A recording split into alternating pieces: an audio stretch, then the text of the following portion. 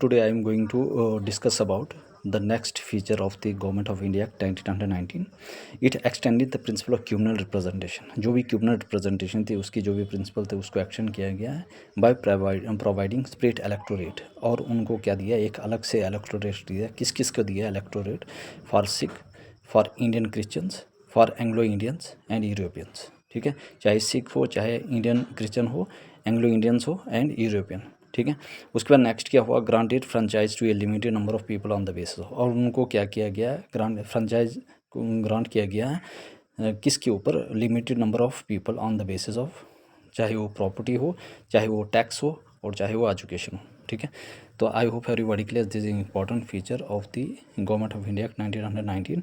In this act इसके क्या क्या फीचर्स है, एक्सटेंडिंग द प्रिंसिपल क्यूमल रिप्रेजेंटेशन. जो भी क्यूमनल रिप्रेजेंटेशन था उसको एक्सटेंड किया गया है बाय प्रोवाइडिंग स्प्रेड इलेक्टोरेट.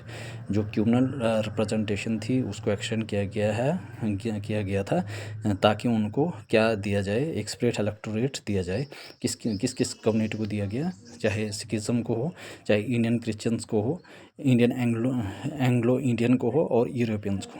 ठीक है, और उसके बाद क्या हुआ, granted franchise to a limited number of people. और जो भी लिमिटेड नंबर्स ऑफ जो पीपल थे उनको फ्रेंचाइज ग्रांट किया गया, किसके बेसिस पे, चाहे प्रॉपर्टी हो, चाहे टैक्स हो, चाहे एजुकेशन हो. I hope everybody clear this important feature of the government of India 1919.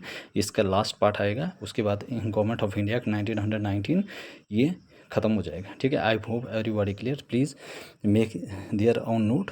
ठीक है, and put this important features of the Government of India Act 1919 in your notebook so that it will help you a lot in case of preliminary examination as well as mains examinations.